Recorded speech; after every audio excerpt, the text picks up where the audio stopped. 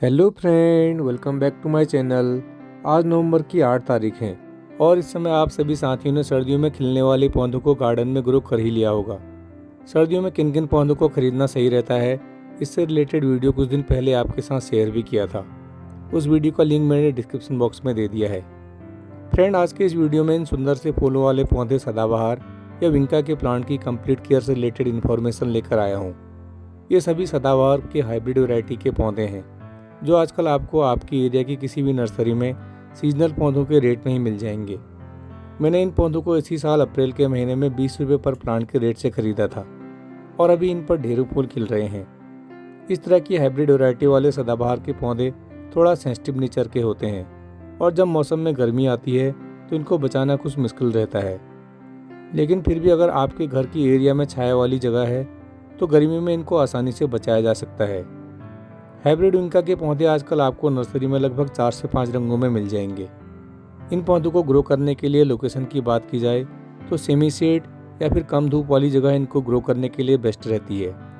अभी इनको आप अपने गार्डन की ऐसी जगह पर ग्रो कीजिए जहाँ पर दिन भर में इन्हें लगभग 2 से 3 घंटों की धूप मिल जाए। गर्मियों में आप इन्हें छाया वाली जगह पर ग्रो कीजिए।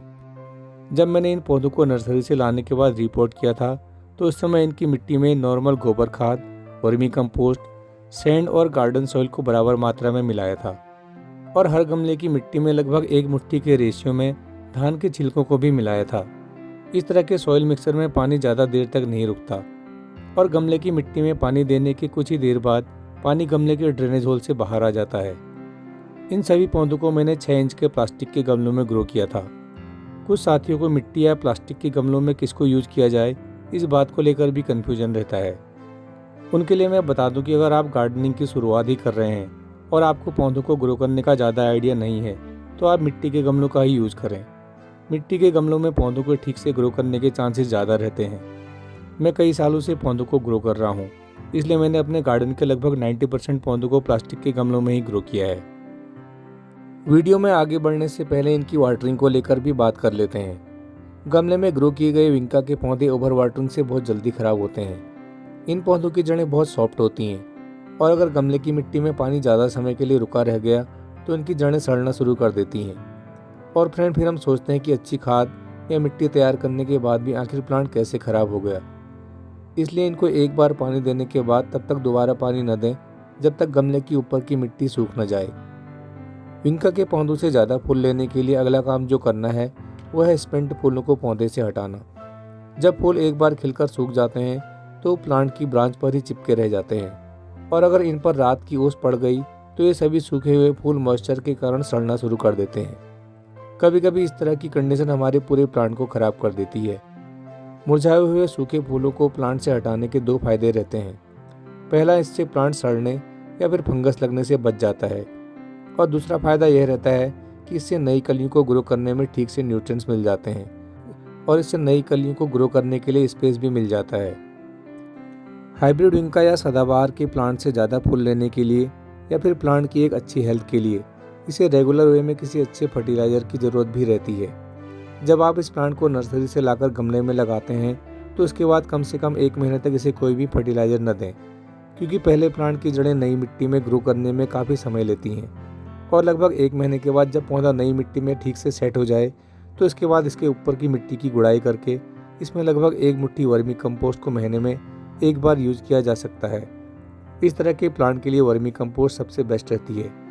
मैंने अप्रैल से लेकर लगभग अक्टूबर के महीने तक इन पौधों में हर महीने वर्मी कंपोस्ट को यूज किया था, लेकिन इस बार मैंने इन पौधों पर कुछ दाने डीएपी के यूज किए हैं।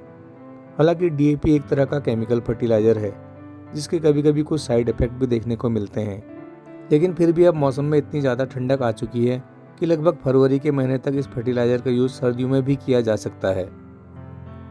इन पौधों को हर महीने फर्टिलाइज़र मिलने के कारण सभी पौधों का स्टेम अब काफ़ी मैच्योर हो चुका है। इस तरह के मोटे स्टेम वाले पौधों के खराब होने के चांसेस बिल्कुल ना के बराबर रहते हैं और इन पर फ्लावरिंग भी ज़्यादा होती है। कोशिश करें कि नर्सरी पर जब आप विंका के प्लांट खरीदने जाएं तो एक ऐसा प्लांट सिलेक्ट करें जिसका स्टेम मोटा हो। और फ्रेंड, इन पौधों को ग्रो करने के बाद इस बात का ध्यान भी रखें कि इसके बेस वाली ब्रांचेज गमले की मिट्टी को टच ना करें, वरना मिट्टी के कॉन्टैक्ट में आने के कारण कभी कभी प्लांट इसके बेस वाले पार्ट से भी खराब होना शुरू कर देते हैं। तो फ्रेंड, ये था इस परमानेंट और सुंदर से फूलों वाले विंका या सदाबहार के प्लांट की कंप्लीट केयर से रिलेटेड आज का वीडियो। मैंने इन पौधों को इसी साल अप्रैल के महीने में परचेज किया था और अब तक जैसे भी इनकी केयर की वही सब कुछ आपके साथ शेयर भी किया। अभी सर्दियों में इन पौधों को ग्रो करने का बिल्कुल सही समय है, क्योंकि अभी खरीदने से पौधे मार्च या अप्रैल तक काफ़ी मैच्योर हो जाएंगे, जिससे इनको गर्मियों में बचाना आसान हो जाएगा। आज के इस वीडियो से रिलेटेड अगर आपके मन में कोई भी क्वेश्चन हो या अपनी ओर से कोई सुझाव हो तो कमेंट बॉक्स में अपनी राय जरूर शेयर कीजिएगा। अभी के लिए बस इतना ही, फिर मिलते हैं किसी नई वीडियो में किसी नए टॉपिक के साथ। तब तक देखते रहिए gardening with RPJ. Thanks and happy gardening.